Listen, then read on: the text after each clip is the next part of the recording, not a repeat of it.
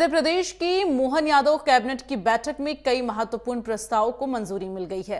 आपको बता दें कि कैबिनेट की बैठक में इंदौर और पीथमपुर के बीच बनने वाले कॉरिडोर के लिए भूमि अधिग्रहण का रास्ता भी साफ हो गया है। इस बैठक में भूमि अर्जन की योजना को मंजूरी दे दी गई है। इसके साथ ही 1290 हेक्टेयर भूमि का अर्जन किया जाएगा। वहीं कैबिनेट की बैठक में सरकार ने प्राइस सपोर्ट स्कीम के तहत तुअर दाल का समर्थन मूल्य 7,650 रुपए प्रति क्विंटल कर दिया है, तय किया है। इससे दालों के उत्पादन को लेकर किसानों को प्रोत्साहन मिलेगा। इसके अलावा मोहन यादव कैबिनेट ने 175 रुपए प्रति क्विंटल गेहूं पर प्रोत्साहन राशि देने का फैसला किया है। जल गंगा संवर्धन अभियान 30 मार्च से प्रारंभ होकर 30 जून 2025 तक 3 महीने तक लगातार चलेगा। जल स्रोतों का संरक्षण, संवर्धन, सफाई अभियान इस दौरान चलेगा। जनप्रतिनिधि, अफसर, सामाजिक संगठन अभियान से जुड़ेंगे। शहरी क्षेत्रों के साथ ही ग्रामीण इलाकों में भी अभियान चलेगा।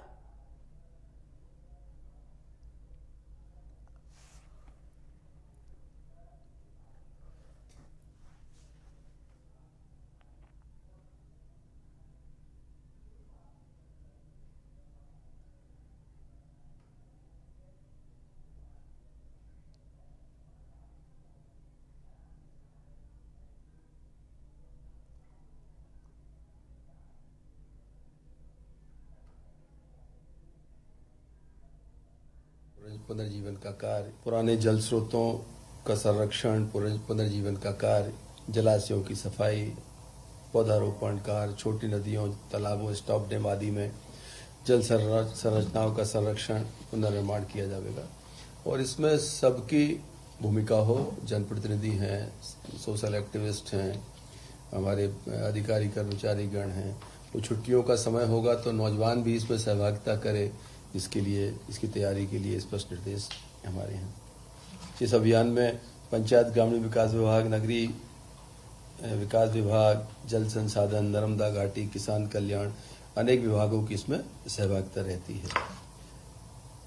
जल गंगा संवर्धन अभियान विभागीय स्तर पर तथा प्रभार के जिलों में प्रभारी मंत्रियों से अपेक्षा की है कि सतत उसकी समीक्षा करें, शामिल हों और लोगों के लिए शामिल होने के लिए प्रेरित भी करें।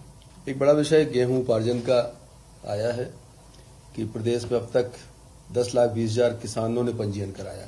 मुझे लगता है ये बड़ी संख्या हमारी, और पंजीयन की प्रक्रिया 31 मार्च तक चलेगी। 15 मार्च से हमने गेहूं उपार्जन का काम चालू कर दिया है। लगभग 2691 उपार्जन केंद्र स्थापित किए गए हैं प्रदेश में। प्रदेश में 276 किसानों से 1800 मीट्रिक टन के आसपास उपार्जन हो भी चुका है। ये एक शुभ संकेत है।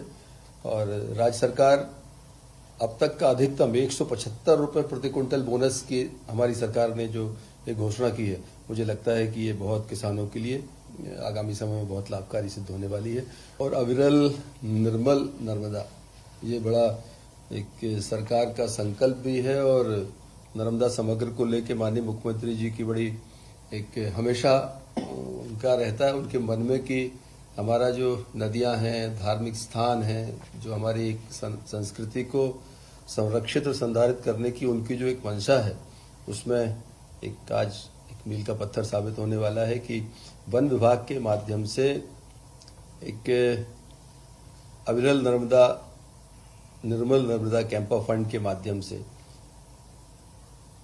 24-25 में से 31-32 तक ये योजना जो है अगले 7 साल चलेगी। 124 करोड़ के आसपास इसका अनुमानित व्यय है। वन विभाग इसकी नोडल डिपार्टमेंट है।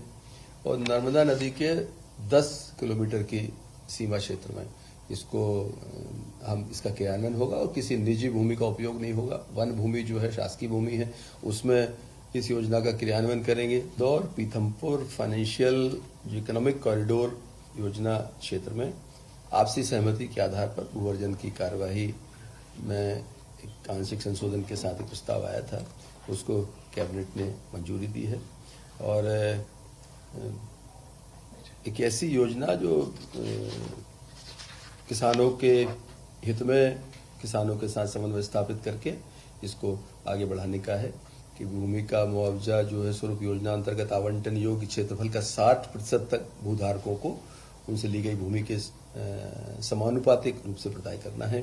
इसमें इंदौर के 9 तथा पीथमपुर के 8 गांवों की भूमियां इसमें समाविष्ट हैं, जिनका कुल रकबा लगभग 1290 हेक्टेयर के आसपास है।